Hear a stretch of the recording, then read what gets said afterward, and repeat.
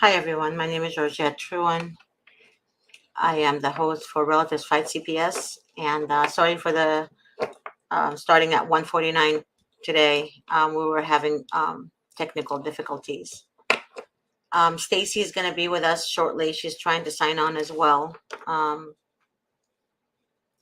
so I guess I just wanted to talk about relatives, and this message is very important to, especially the grandparents out there. When your children, the parents are fighting DCFS to, you know, be able to get their children back. DCFS will target the relatives first because they want to make sure that the family does not get any type of help whatsoever from anyone. And they want to make sure that they remain distant. That's the whole goal of Department of Children and Family Services. Often you guys think that the department is there to help children, but they're there looking at the children as merchandises that sells. And the seller, the highest bidder, are the ones who are trying to get the children to adopt. And that's the fastest and easiest and the cheapest way for people becoming foster care. Because you have two foster care systems. You have foster care for placement and you have foster care for adoption. So oftentimes when the child is under a certain age, they want to adopt that child and they place that child in a foster home. The law is made to reunify families, not to destroy families. So the funding that they get, they get it to help families and unify families. But what they do is they use that funding on the foster homes. They use the funding in other places that not necessary whatsoever, and they target the family and the relatives of the family. I actually So learned something different, Miss G. Well, I see. similar. Hi. So I learned that there's two types of federal for funding. And the federal for funding for foster care and adoption does not have a cap on it for the states. So the states can keep going and going and going, and there's no limit to how much grant money that they can get through foster care and adoption. But um, if children stay in the family, there is a cap on how much money the states can get from Title IV funding. So that's why you see when there are suitable family members, they try to nitpick them apart and say they're not suitable so they can get the kids into foster care and adoption because the Title IV federal funding has no cap from what the states can receive.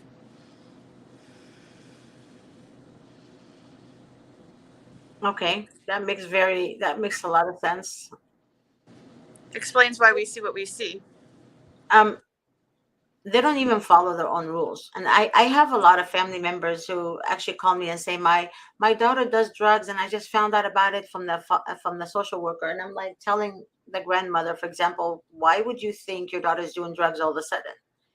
Well, the social worker told me that she's been doing drugs and they found methamphetamine in her, and my daughter never told me. And the mother, of course, she's like, I'm not going to help her. I'm going to get my grandchildren. I'm going to take care of my grandchildren. But what you guys don't understand is that they're not going to leave the grandchildren with you unless you become a foster family, a foster Yeah, parent. they really nitpick. Um, because again, that goes to back to the Family First Federal Act of 2018, Right. and that was created recognizing that children thrive better when kept in the care of their families. And when you go to court and you watch, you see, and as you do, I'm sure in your practice, you see the cases are always trying to nitpick next of kin family members apart so that they can get the kids into the foster care system. And the foster care system, again, I talk about this often, the U.S. Department of State on Human Trafficking, every year they release a report. And the foster care system, it says this on this most recent report, June 2023, things have not changed for many years. Foster care is where most children who have been sex trafficked have experience. So we're we're kidnapping kids from family because of financial incentives and placing them into a system where they're vulnerable to sex trafficking at really high rates. I'm seeing reports as many as 80% of sex trafficked kids come from foster care. Mm-hmm. Terrible. And also another thing, I'm just reading a text message from my gal. Remember the one I was talking to you about that resigned from the department? She said, I'm watching your show right now, and you are absolutely right. All they want are the children who are born, especially the brand new ones, fresh from the mommy's stomach, from the mommy's wound. All they want is to put that baby in an adoptive home. But what they do is that they mislead the relatives, mislead the grandparents. For example, she says, I wish I can be with you on the show, but you know the circumstances. I'm so sorry. I love you. Keep up the good work. You're doing a great job, you and Stacy, exposing these people, and keep on exposing them. And I will help you behind closed doors. There you go. So she's very pissed, very pissed that there's a lot of stuff you guys don't understand, especially the relatives. I'm begging you, They please, will I'm begging you, don't they listen to CPS. even if you have a pristine home, pristine, they will manufacture false allegations so that they can kidnap your children for money. Yep, and that's it. It's all about money, and grandmoms out there, and especially the paternal grandparents. You I know the paternal grandparents, especially grandmothers, because you're not maternal, you're just paternal. You don't see anyone good enough for your son, you know, and you often take the side of the social worker against that mother, when in fact that mother is a great mom to her children. And even though you don't like her, but don't work against her with the department, because at the end of the road, they're going to come after you, paternal grandma. They will come after you. We have a cases that involves foster homes, believe it or not. We have cases that involves a maternal grandmother who became a foster parent to take care of the grandchildren. They came after her saying she failed to fill out paperwork that they're supposed to do yearly, annually. The grandmother said, "Well, I was in the hospital. She had a appendix or something happened to her, and she had to have surgery. She forgot to complete the paperwork.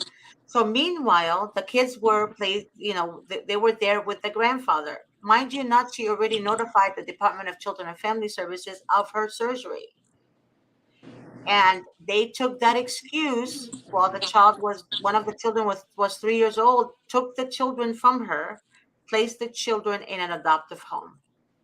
The kids were adopted.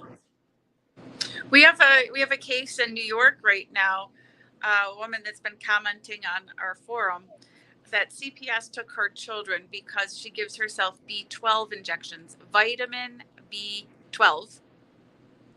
And yes, you do injections for that. I'm a physician assistant, so I'll tell you right now, a lot of times we give it by injection. And they took the kids because the kids saw needles in the house and they took them from her custody. And she says it's only for vitamin B12 and they don't care. Yep. But how did the kids see the needle? Was the needle laying around, or did they just see the mother injecting herself? I mean, who cares? Because how many kids see a patient that's diabetic inject themselves? And you know what? Guess what? I work in healthcare. You know why I work in healthcare? Because my father was sick a lot when I was a kid and it inspired me. See, that's pretty big. And what's sad about all this is that the grandparents and the relatives believe whatever CPS says about the parents. And that is so sad. So if you have any animosity between you and the mother of the child, or between you and the father of the child, please put all this aside. Be together as a family, because at the end of the day, that mom that gave you that grandchild or grandchildren, she deserves respect. She deserves respect. Just because she married your son, it doesn't mean she doesn't deserve respect. I You know, tell people, Miss G, I tell people, look at cool your jets, because once CPS steps in your house, it's high stakes. It's like calling the traffickers to please come in and determine your child's fate. exactly. Do Exactly. not get yourself embroiled in this stuff unless we're talking acute blood loss, danger, danger, danger. Do not invite these people into your children's lives. But they do, because what they do is social workers, as we both know, we all know, should know by now, they use demonic tactics. Anyone that is demonic, they use demonic tactics. They're sadistic idiots. And what they do is they try to ruin somebody's name, ruin somebody's reputation to gain what they want. And what they want is the attention to be all on themselves. And that's it. They want you to be focused on the social workers and not focus on helping the father or the mother of the children. It's narcissism. It really is narcissism, because all they want to do is praise themselves. That's it. And put other people down to feel bigger of themselves. Exactly. And that's it. They want to praise themselves and put down people to make them feel better about themselves. And that's all it is. So please, again, um, if But let me you, just say, Miss G, again, if there's any social workers watching that are trolling and watching, guess what? Your supervisors don't care about you. So if you're protective of yourself and you're self-preserving and you're doing these things to other people, you will be the fall guy. They don't care about you either. yep, but they know they're going to be the fall guy. They do protect the supervisors very much. They do. But to me, in my opinion, like, my gal said, she said, if they have in decency, decency, basic human decency, they would not allow themselves, subject themselves to removing innocent children from good parents while leaving the ones who are abused in the harm's way of the abuser. And something like that, somebody who is allowing to do that, and to all the social workers watching out there, that only makes you sadistic. That only makes you evil and demonic.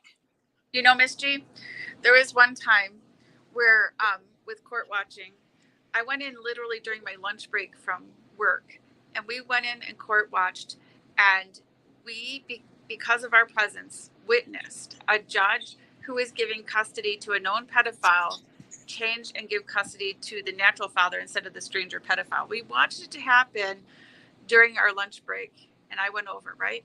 And when I walked out of that courtroom, I felt a profound sense by helping two children, right? Mhm. How can you destroy families' lives with no profound sense? Demons only do that. Demons do that, Stacey, because that's why I call them narcissistic, because a narcissist will hurt you and not feel any remorse behind the pain they cause you. And they will see a parent in tears and they will continue to hurt you. Because what it is, when a narcissist sees that you're in pain, what they want is control and power. How are they going to get the control and power? You feed them with that by allowing them to get to you. And I sometimes I fall all the time on that. You know, it's I mean we're human. We're it's human. Miss G, it's like, when those two girls were taken out of the custody of a stranger pedophile and put into the custody of their safe father, it was such a profound sense because they're children. Like, the whole trajectory of their life is altered. It's changed for the better. It was going to be bad, bad, bad. And now they're with their safe father, right? And that's years that's affected. You know, if the average age is 80 and these kids were 10 and 8 or something like this, that's 70 years times 2. And when people harm children in this manner, trafficking them, putting them in the custody of pedophiles, putting them in the custody of abusers, sex trafficking them. Yep. That's how many years and years and years per child of an impact, of torture and horror. And they walk out of the room and eat their dinner just the same. They don't have. I've seen a video, and this is the truth. I've seen a video of a. The husband was actually, the father was taking the video, and he was trying to keep it together. I saw a video of the mother on on the floor, holding on to the social worker's shoes. He was holding on to her feet, literally. He was asking, like pleading to the social worker not to remove the baby. And you know what the social worker did? Oh, stop. Just get up. Just stop. You're being silly. Yeah, that's exactly what the social worker said. Yeah, You're being silly. one one mother said to me when they took her children and gave them to the sexually abusive father, Hmm. the mother told me, you know, the social worker told me my kid's going to need a lot of therapy for this. They know. They know. And that's true. My friend told me, well, the previous social worker said that to me, that what I'm talking about. She said that kids need therapy, and we know that the kids need therapy, but what they do, they go to their supervisor and say, there's nothing wrong with the mom. You know, there's nothing wrong with her. There's no need to remove that child from, and the father should be investigated. You know what the supervisor tells them? She told my girl, you need to go home and think about what you just said. Without these children, we don't have a job. Self-preservation. Yeah, that's all it is. Without these children, we don't have a job, she says. She said when she heard that the first time, she said something in her gut, like she said she had like literally diarrhea for a week. She couldn't eat, she couldn't sleep, she couldn't communicate with people. She said after that, she went to work, came back home, and kept asking herself, what the F have I done? What the F have I done? What if that was my baby? What if that was my child? What if that was my sister's child? What is that my brother's child? What is if that's my niece's child? She kept weeping. The following, well, it was a weekend, she said, but then Monday, she decided to resign. That day, that first day, her supervisor told her that if you open your mouth, if you speak to anyone about what happens in this unit or any department, I will make sure personally to remove every child you have in your family home. And that's a cult. That is compliance by threat. Mhm. That is the truth. And the sad part about it is that she kept accumulating evidence by taking screenshots. She was smart. They were both smart. Taking screenshots of the work phone, taking screenshots of the emails. I mean, these girls were determined to make sure that somehow somebody leaks that information. And that's why one of the girls, the people in their family was watching my show about CPS. And that was like last year, like no, sorry, the beginning of this year, I think. And they gave her the information to watch. And the other gal, I don't know how she found me, but she found me somehow. But again, at first I thought they were lying to me. At first, the truth is, I thought these were social workers undercover trying to meet with me. And I didn't trust them. I was so mean to them. I was so mean to them. I was like, you know what? Let's just meet. I don't trust talking to you over the phone.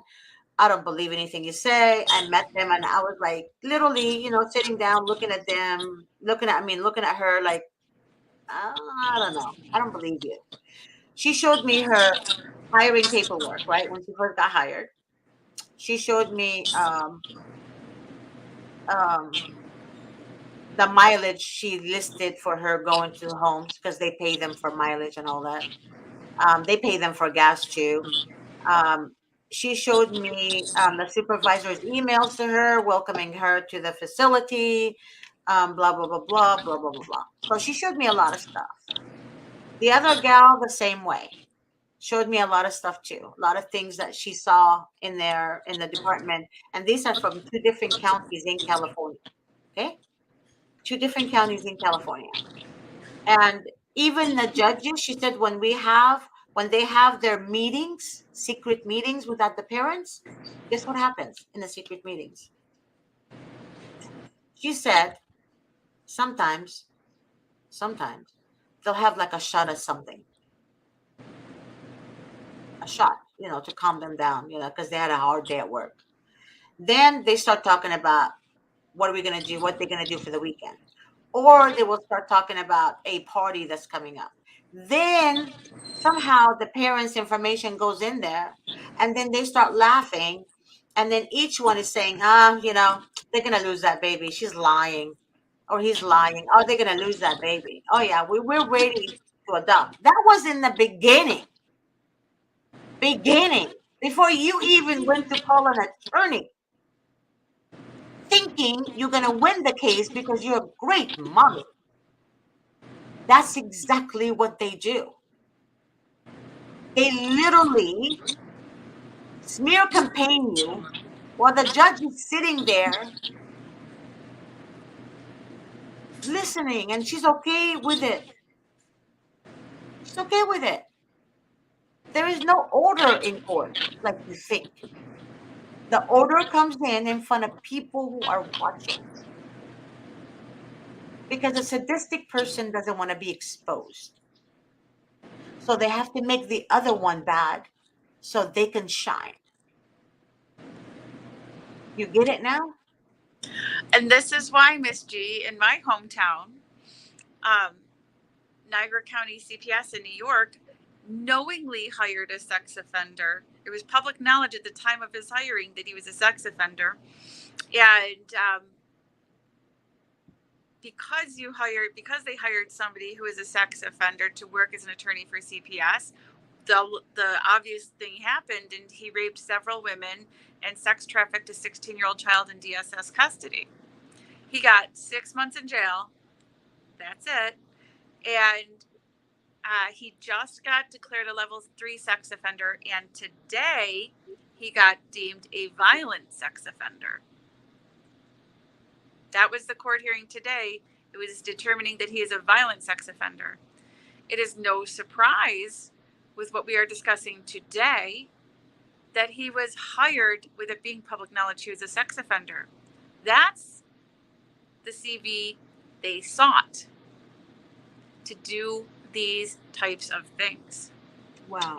It's not mistake, it was by design. Exactly. So the truth is in front of them, but they will deny the truth. Example, if you work with someone, right, in the office, and that someone, although you have evidence and facts to back you up, they will never see that as truth. You know why? Because a narcissist will keep on sticking to the lie because it sounds believable. They play see no evil, hear no evil, speak no evil, and they'll hide the evidence that's contrary to the narrative they want to create. Correct. That's correct. I'll give you another example. In I don't know how many years ago now, 2 years ago maybe, there was somebody who did shows for us, and that woman texted me that her shows had so many viewers, more than me, and that I'm so bad. And I said to her, I said, but why do you care so much about the viewers so much? Because she never took it as doing something productive to help the public. She took it as she wants publicity, she wants viewers, she wants this, she wants the praise, all that. To me, at the end of the text message, I said good luck and God bless. Because I never looked at this as viewers. My mission is to destroy CPS in any which way I can. And I'm not destroying a good entity. I want to destroy a very sadistic entity that thrive on pain of others, and they seek the pain of others.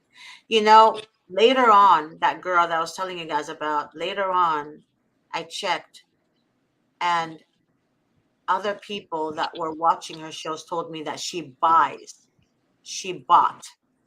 people to watch her shows.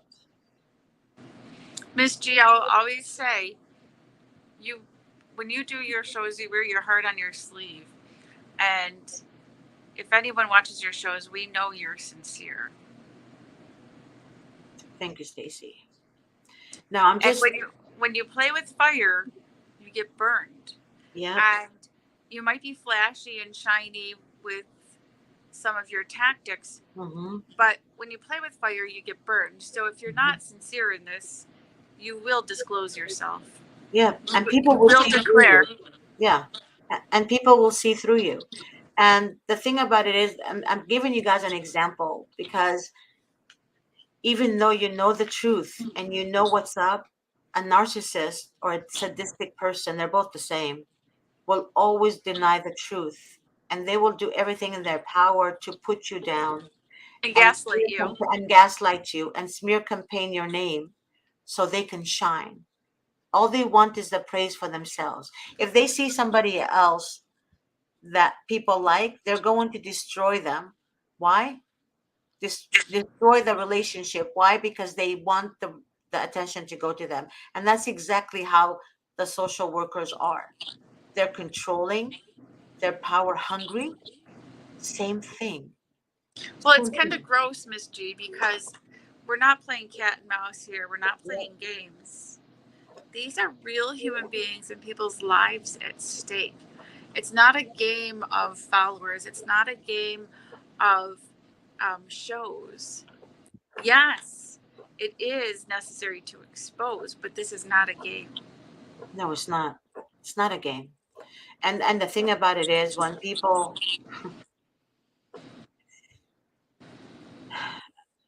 And it's I also so serious. This is not this is not an opportunity to monetize. Yes, people bill for services, but they need to do their job too. This isn't, you know, oh, I do this job because I want to get this Cadillac today. These are Mhm, real human beings in their lives. that's right. And oftentimes you guys are like struggling trying to find an attorney, especially in Pennsylvania. I've noticed that. In Pennsylvania, it's very hard to find an attorney that wants to handle CPS cases. In Ohio, Idaho, the same thing. New York, I can only count on my fingers how many, two, maybe, if that. And Michael, whatever his last name is, I can't. He's Italian, I know that, but he's attorney Michael, and he says he doesn't take every case. Obviously, he only takes cases that's brand new, that hasn't been opened yet in a, what do you call it, in court, that doesn't have an open case. The older cases that have been ongoing are harder to turn around, and they turn around a lot more slowly. Well, with well, I've It's seen easier to prevail in a case. I've seen Attorney Davis work on older cases, and he won. I've seen it happen. Yeah, but Yeah, that's yeah, it can happen, but a they lot of are a work. lot more work and they take longer They do. They take longer. It's more to costly. reverse. Yeah, it's more costly. Um, it's just, if you don't have the money to keep paying attorneys, I suggest you call a CPS defense attorney immediately. Be careful when you search Google, because Google will show you CPS defense attorneys. Because I've seen a list of CPS defense attorneys, over 174 of them in one state. But then when I called all of them, guess what they said? Sorry, we don't handle that. Sorry, we don't. Then I came to the middle of the page in my Excel worksheet and I said, wait a minute. So why are you guys listed as CPS defense attorneys? She said, I don't know. She said, we have no control over that. So But guess what? I Yeah. think too, Misty, I think sometimes they list that because then they're hoping people will call looking for it and then they can refer to their racket buddies too. No, and get a because I referral asked to most me. of, no, maybe, but no, I don't know about, well, I asked most of them and I said, do you have anyone that you can refer me to? And they all said, no, we don't know. So if that was the case, then they would have referred me to the, Referred to, yeah, yeah. yeah, but they didn't. And they said, and I asked then and asked another attorney, I said, why do you guys not handle CPS cases? It's just family law. She said, honey, CPS is the worst thing an attorney can ever go through. And I said, but don't you want to help families? She said, yeah, we want to help families. But it costs a lot of money and these families cannot afford us because they don't target families that have money. That's why they want to destroy the relationship between you and the maternal grandmother. They want to destroy the relationship between you and the maternal grandmother. It doesn't matter if it's an uncle, aunt, best friend, it doesn't matter. They will destroy your reputation just to come after your child. Remember that. The reason Stacy and I are doing this is because we know there's a lot of innocent moms out there. We know that there's a lot of innocent dads out there. Because once you've been walking through the fire and you know you're innocent, you want to help those who are innocent too. And that's when you become a stronger empath. Before you were just an empath, a gullible, naive, stupid empath. Not just to mention, Miss G, when you Mhm, say innocent parents, what does that mean, right? mhm, Um, you don't even need to be pristine in my eyes. There are mhm. so many suitable parents that have taken their kids away. Correct. Suitable parents having their kids taken away. And that's horrific too.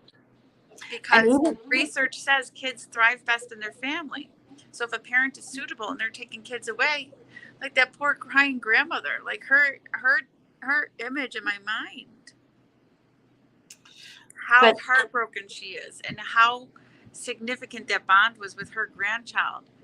And they destroyed that family and broke those hearts.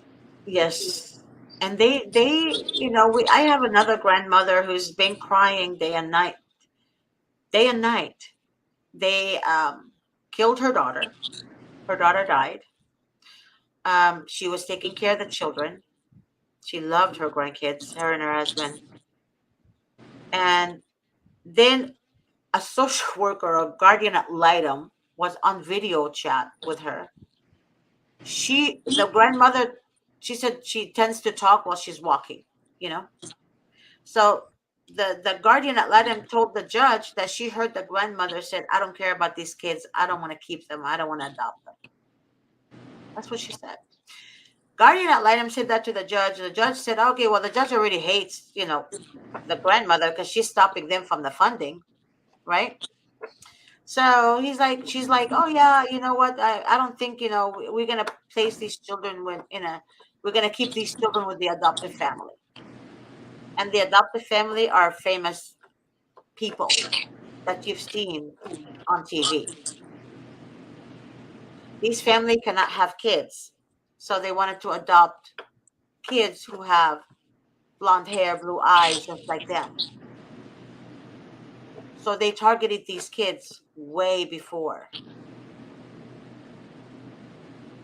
and their relationship with the social workers was very strong. So basically, they went to the higher, better, whatever, better, can't say it, Bitter. but yes, to give these children to.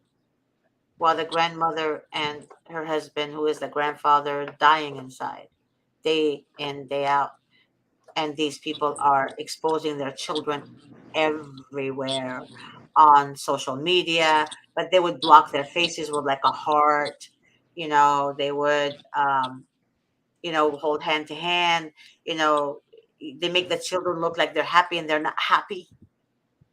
And what they do is they give children things just to get that smile. But the child always remembered mama and papa and mama because they will call their grandma mama and papa. So stuff like that, that really hurts in ways that You can't, there's no way to mend a broken heart. Absolutely no way to mend a broken heart. And when I see the social workers laughing and smiling at the pain of the parents or the grandparents or the relatives or whatever, all I see is a demon. That's all I see is a demon. Demon, literally demons everywhere in that department. There's not one legit one in there. There's not one. Find me one good social worker. One good social worker. And I will bow down to your feet and kiss it. Because there aren't any. The good ones resign. Remember that, Grandma. The good ones resign. Say something, Stacy, please. No, I think, I was just thinking as you were saying this, Miss G, when I share today's show on groups, I'm going to call it Demons in the Department.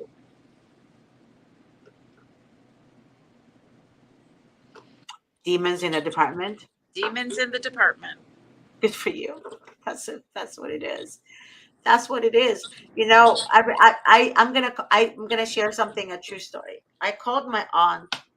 She lives in Egypt. I called my aunt to see how she's doing. She's actually 89 years old, and my cousin has to put the video. She doesn't know anything about computers. He had to adjust the video for her, and she's like, talking to me like this, and I can see her face like all the way to the camera. And I'm like, Auntie, sit back. And she's like, honey, I can barely see you. And I'm like, oh my God, I'm gonna be like that one day. Because I can barely see me too with the glasses. Then I said, Auntie, I'm going through a lot. And she's like my mother's mom. I mean, my mother's sister. So she's the closest one to me. So I said, Auntie, you're the only one living soul I have right now. And, you know, I need help. I need you to guide me. And I told her, I said, there's a lot of demonic people in the world. And I told her what's going on and everything I was going through. She said to me, she said, honey, demons see the light in you. When they see the light in you, they know that you are with God. When they see that light, they attack you for no reason. They start retaliating against you. They start bullying you. They start making sure that you're destroyed in any way possible. That is some true wisdom there. Yep. And I said, but Auntie, how do you get rid of them? What do you need to do? Like I said, I get angry at them. I talk back, I yell back, I scream back. And she said, no, don't do any of that. She said, what you need to do, darling, is pray. And the more you pray, and the more they know that you're not fazed by what they're doing to you. That's right, Miss G. And I told her, I said, it's so hard to pray for your enemies. And she said, sweetheart, it's like burning coil on their heads.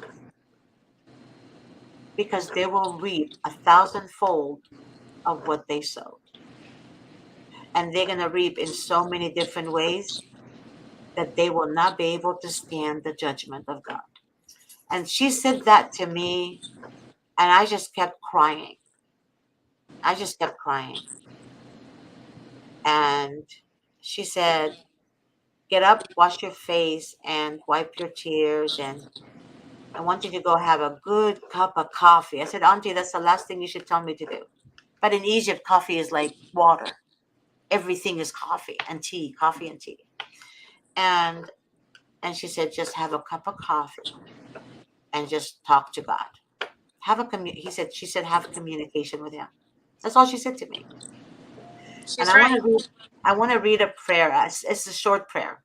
She told me to pray against the enemy. And I hope you guys really use that prayer in day in, day out. Okay. Um, she said that she told me is to silence the lies of the enemy, right? So I translated it the best way I could. Lord God of truth, I call upon you to silence the lies and the accusation of my adversary, well, enemy. Let me put it to you that way, enemy. In the face of the falsehood and deceit, I declare the truth of your word against all lies. Grant me, O Lord, the wisdom to discern truth from falsehood and the strength to stand firm in your righteousness.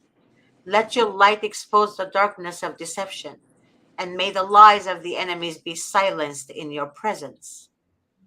With unwavering faith in your truth, I declare victory over the falsehood that seek to harm me.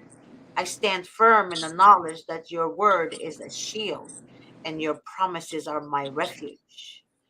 In the name of Yeshua, I proclaim your truth. Amen. That's a very, very, very valuable prayer, Miss G.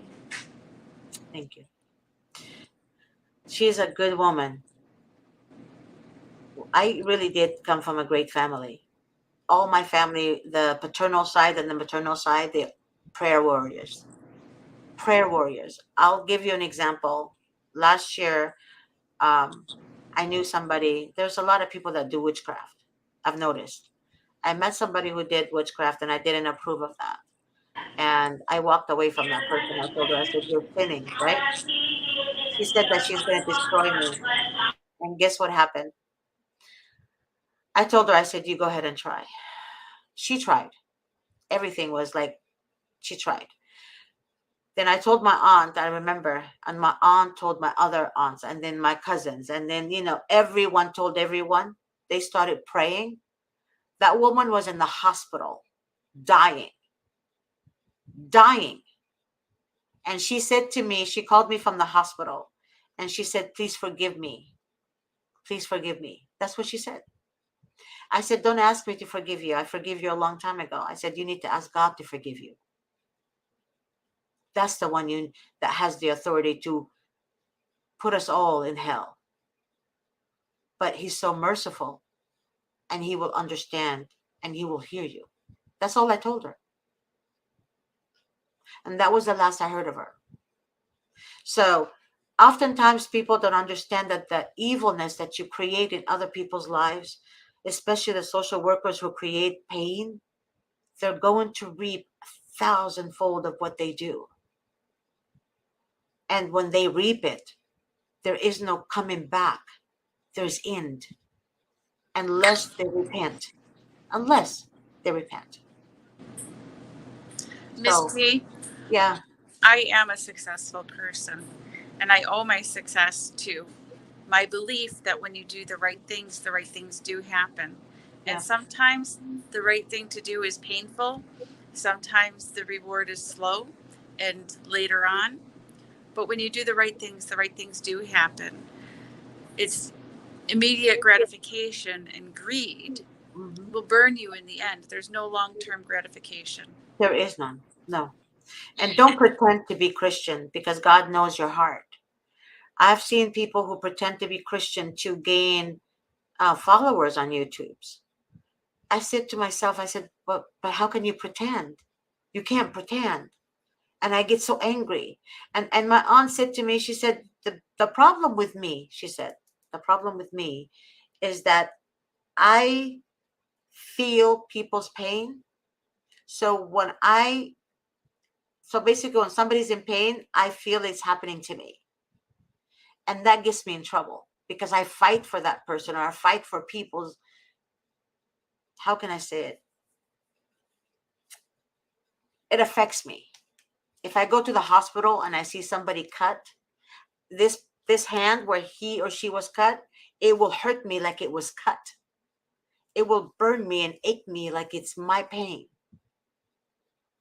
That's why I cover my eyes. I can't watch movies like crazy, like scary movies or bleeding movies or cutting movies or killing movies, because I feel the pain even though I know it's a movie. Does that make sense? It's weird, but it becomes, so you guys' pain becomes my pain. And just seeing the mother in pain, I cry with them. I cry with them because stealing your heart from you literally, it's worse than a knife being stabbed behind your back, because you want to watch your child grow. You want to see your child play. You want to see your child's first steps. You want to see your child's first dance. You want to see your child's first crush. You want to see your child say, "Mommy, make me cheesecake today." Or, "Mommy, I want to go to my friend's house and play." Or, "Mommy, I want to see this movie with you." That's painful, to not be able to see or experience this relationship with your own child. Becomes leaving the mother so helpless, or the father so helpless, because, especially dads too, because they want to be the child's hero. It's so hard for a mother to stay at home not knowing her child is safe. That's what I feel. Oftentimes I hear people saying, "Some people lie, Miss G, don't believe everyone." Well, I'm gonna believe everyone until they prove me wrong. But either way, you never steal a child from a mother that loves the child.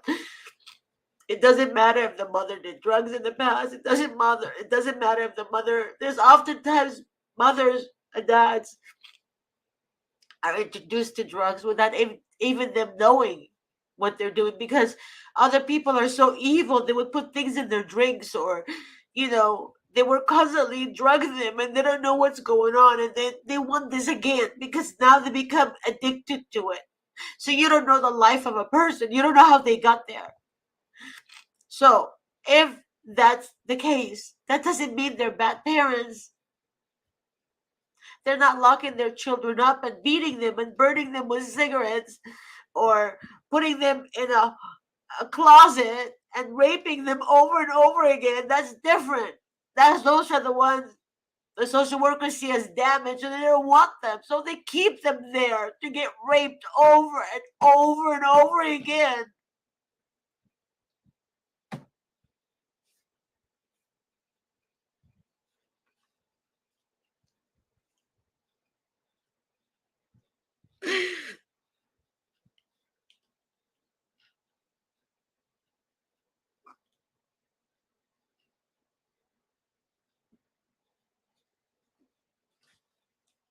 It's horrible what they do. These children grow up to be so broken. They have absolutely no faith in any human being out there. Absolutely zero. And we care more about our viewers and how this and that. That is so crazy to me, because these children don't care about all this shit. They just want to be with their families. That's it. That's all they want to do, is be with families. I'm so sorry. I'm just so sorry. No, Miss G, you're beautiful. And it's okay to see someone cry, because too many people don't cry and too many people don't care. And I thank you for caring. Kids are precious. Kids are the future. They're very important. They don't need to suffer. They don't need to think about mommy and daddy or grandma. What happened to grandma? Or why doesn't grandma love us? And it's just, to me, it's just.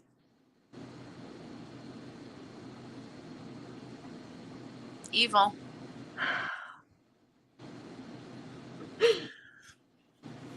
So be kind to parents who are dealing with evil. Be kind to them. Don't make matters worse and talk down at them. Grandparents, open up your eyes and just see that this corruption is real. It's so real.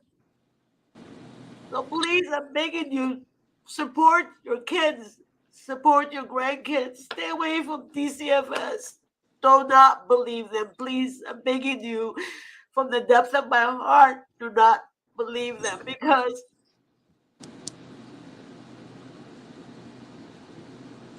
all they want is your grandkids. They want to sell them.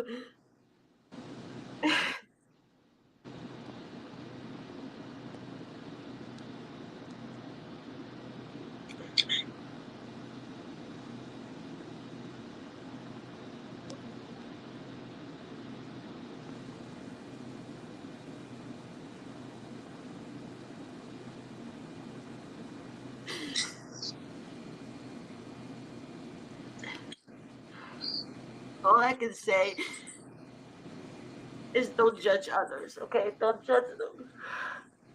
Don't judge them. And don't think a parent lost a child because they're bad parents. Help people to rise up. Help people to rise up and be a support for one another. Be a support. If you had $25 in your account and somebody who's dealing with DCFS doesn't have money to go see her child, give them the $25. God will bless you. God will send you abundance and abundance of blessing. But don't say she did this to herself, or don't tell a father is already broken pieces for not protecting his family. Don't tell him it's his problem. Help people. You can divide the $25 and just say, hey, we'll share, you know, something. Just do something. Don't take from people. Help them. And God will help you. But you have to do it from the heart. Because if you don't do it from the heart, God is not going to know. He's going to know. He knows your heart already. He knows your heart. He knows it. But don't ever deny somebody who needs help. If they have no clothes or they want to go for a job interview, give them clothes or give them a suit or shoes. Do not ask for it back. You give. You keep giving and don't judge them. Help them get a job if they're jobless. Help them stand on their own 2 feet. Help them get a place to live. But don't judge them. I've seen so much happen in the world since I got involved with this DCFS crap that I've seen people divide instead of unite. I've seen people bust their butts just to help other people and they get nothing but pain for it. I see people work really hard and they get destroyed. But God is good.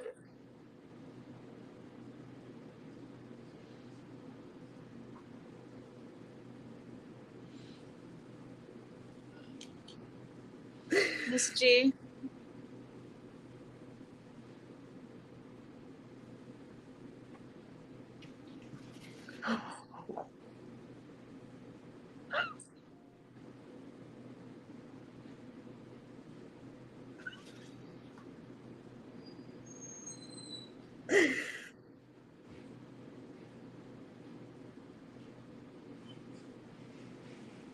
I'm sorry. No. There's no need to apologize for caring.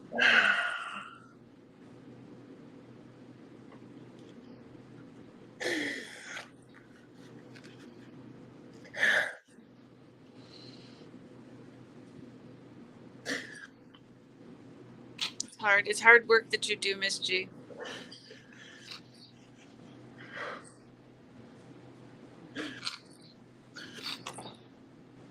I wish I could do more. I wish I was a millionaire or a billionaire or a trillionaire, I would help people. It would help a lot of people. That would give to a lot of people. I know, Miss G. We all know because we know how good your heart is. It's not, I don't even be praised about this. It's more of just, instead of dividing, just come together as people, as humans, as families, and just help others. That's all I'm saying. Yeah. Just to help other people. Miss G, Yeah, I need to get back to work, and I think maybe you need to get some rest too. This is a bad day. It's hard. I am. Um, I'm sorry, guys. I didn't mean to cry. I swear, I didn't Please mean to don't. cry. Please don't apologize. Don't be apologetic for caring. Stacy, thank you so much for your support and love, and I will never forget this. And I love you from the depths of my heart. Love you too, Miss G. You're a real one. You're true. You're sincere. Thank you. All right, everyone. I love you too. God bless you. I'll pray for you guys. Bye, everyone. Bye bye.